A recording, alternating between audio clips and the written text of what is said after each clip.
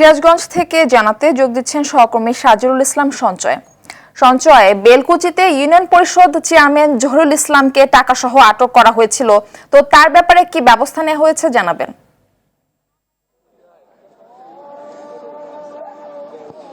Murphy, আপনি যেমনটি বলছিলেন, আজকে ভোট উপজেলা পরিষদ নির্বাচনের ভোট চলাকালীন বেলা 12টার দিকে বেলকুচি উপজেলার ভাঙ্গাবাড়ি ইউনিয়নের পশ্চিম তামাই ভোটকেন্দ্র, পশ্চিম তামাই সরকারি প্রাথমিক বিদ্যালয় ভোটকেন্দ্র থেকে কিন্তু ইউপি চেয়ারম্যান জহুরুল ইসলামকে আটক করা হয় টাকাসহ।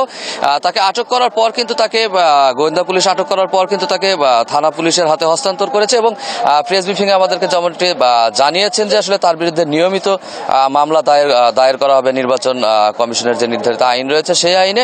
এছাড়া একটি বিষয় আপনাদেরকে জানিয়ে রাখতে চাই, আজকে কিন্তু সিরাজগঞ্জের 3টি উপজেলা, সিরাজগঞ্জ সদর, কাজীপুর এবং বেলকুচি উপজেলা পরিষদের নির্বাচন অনেকটা সুষ্ঠু এবং শান্তিপূর্ণভাবে সম্পন্ন হয়েছে বলা চলে। এই 3টি উপজেলার 390টি ভোট কেন্দ্রের 3052টি ভোট কক্ষে কিন্তু এই প্রথমবারের মতো ইভিএমে ভোট প্রদান করেছেন এই 3টি উপজেলার ভোটারেরা। এই 3টি উপজেলায় মোট ভোটারের সংখ্যা ছিল 9,78,222 জন এবং 31 জন প্রার্থী কিন্তু চেয়ারম্যান, ভাইস চেয়ারম্যান এবং মহিলা ভাইস চেয়ারম্যান পদে প্রতিদ্বন্দ্বিতা করেছে। তো এই মুহূর্তে কিন্তু ভোট গ্রহণ শেষে ভোট গণনা চলছে বিভিন্ন কেন্দ্রে এবং প্রার্থীদের যারা সমর্থক এবং কর্মীরা রয়েছেন তারা কিন্তু উৎসুক জনতা সহ তারা কিন্তু বিভিন্ন ভোট কেন্দ্রে ভিড় করছেন তাদের প্রার্থীদের ফলাফল জানার জন্য। তো এই ছিল সিরাজগঞ্জের বেলকুচি থেকে উপজেলা পরিষদ নির্বাচনের সবশেষ খবর।